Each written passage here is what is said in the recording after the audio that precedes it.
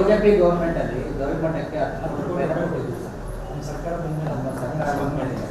ಅದ್ರ ಬಗ್ಗೆ ಏನೋ ಅದೇ ಸರ್ ಅನೌನ್ಸ್ ಮಾಡಿದ್ರು.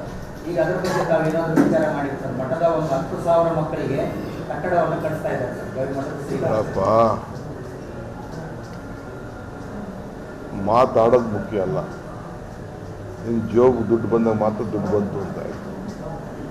ನಾವು ಮಾತು ಕೊಟ್ಟಿದ್ದು 5 ಗ್ಯಾರಂಟಿ ಕೊಡ್ತೀವಿ, 60,000 ಕೋಟಿ ರೂಪಾಯಿ ಆಗ್ತಾಯಿದೆ. 5 ಗ್ಯಾರಂಟಿಗಳನ್ನು ಕೊಡ್ತಿದ್ದು, ಕೊಟ್ಟು ಮಾತಿಗೆ ಏನು ಮಾಡ್ದೋ, ಎಲ್ಲರ ಮನೆಗೂ ಅಕೌಂಟಿಗೆ ದುಡ್ಡು ಹೋಗ್ತಾಯಿತ್ತು, ನಿಮ್ಮ ಮನೆಗೂ ಫ್ರೀಯಾಗಿ ಕರೆಂಟ್ ಬರ್ತಾಯಿದೆ, ಎಲ್ಲರೂ ಕೂಡ ಮಾಡಿದ್ದೀವಿ. ಸೊ ಅವರು ಬರೀ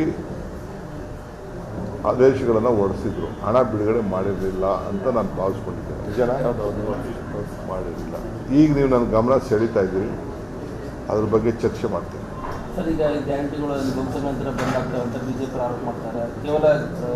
ಬಿಜೆಪಿ ಸೆಂಟ್ರಲ್ ಗೌರ್ಮೆಂಟ್ ಬಂದರೆ ಇದನ್ನು ಬಂದ್ ಮಾಡ್ತಾರೆ. ಕಾಂಗ್ರೆಸ್ ಗೌರ್ಮೆಂಟ್ ಗ್ಯಾರಂಟಿ ಇದೆ, ನಾವು ಯಾವ ಕಾರಣಕ್ಕೂ ಬಂದ್ ಮಾಡೋದಿಲ್ಲ. ಇನ್ನು ಹೆಚ್ಚಿಗೆ ಶಕ್ತಿ ತುಂಬ್ತೀವಿ. ಬಡವರು ಅವರು ಭಾವನೆ ಮೇಲೆ ಹೋಗ್ತಾ ಇದ್ದಾರೆ, ನಾವು ಬದುಕಿನ ಮೇಲೆ ಹೋಗ್ತಾ ಇದ್ದೀವಿ. 5 ವರ್ಷ ಮುಖ್ಯಮಂತ್ರಿ ಸಿದ್ದರಾಮಯ್ಯ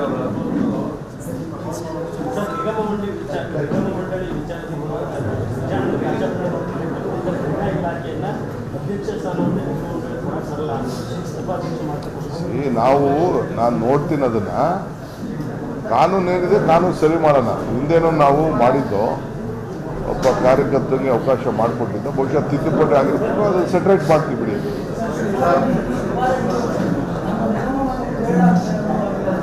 ಇನ್ನು ಭಾಳ ಜನ ಹೇಳಿದ್ದಾರೆ, ಅವರೊಬ್ಬರೇ ಅಲ್ಲ.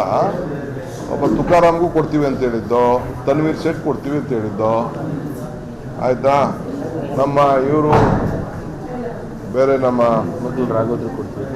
ರಾಘವೇಂದ್ರನ್ ಕೊಡ್ತೀವಿ ಅಂತ ಹೇಳಿದ್ದು, ಇವರು ಬೇಡ ಅಂದರು.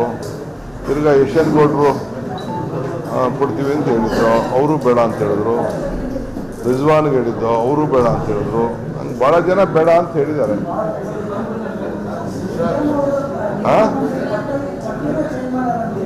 ಯಾರೇ ಯಾವ ಪಟ್ಟಿನೂ ಚೇಂಜ್ ಮಾಡಿಲ್ಲ, ಏನಿಲ್ಲ. ನಾವೇನು ಹೇಳಿದ್ದೀವಿ ಮಾಡಿದ್ದಾರೆ.